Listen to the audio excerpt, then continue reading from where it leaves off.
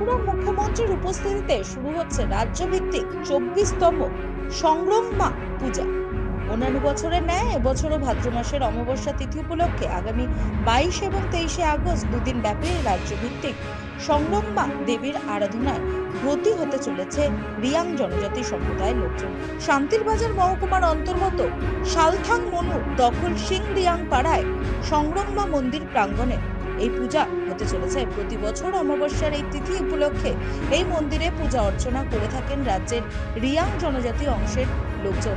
এই পূজায় অংশগ্রহণ করতে ছুটে আসেন রাজ্যের বহু প্রান্ত থেকে নানান জনজাতির মানুষেরা এবং পুণ্যার্থীরা।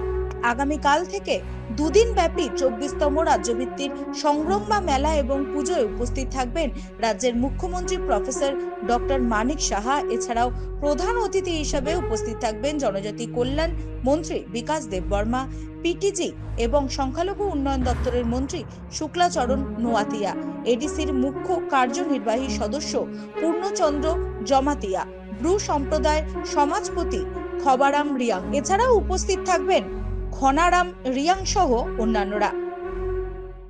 আমাদের রিয়াং সমাজের জন্য অপরিহার্য এবং এর ফলেই আমরা সংগ্রামা দেবীকে আমাদের কুলদেবী বলে আখ্যায়িত করে থাকি। চলিত বৎসরে আমাদের 24তম সংগ্রামা পূজা অনুষ্ঠিত হতে যাচ্ছে। এই সংগ্রামা পূজায় আমাদের যে পূজা অনুষ্ঠান শুরু করবেন বা উদ্বোধন করবেন আমাদের সমাজ অধিপতি তথা শ্রদ্ধেয় কাসকাও। পাশাপাশি যে দুদিন দুরাত ব্যাপী যে আমাদের মেগা কালচারাল প্রোগ্রাম অনুষ্ঠিত হতে যাচ্ছে সেটাকে ইনগুরেট করবেন ত্রিপুরা রাজ্যের মাননীয় মুখ্যমন্ত্রী।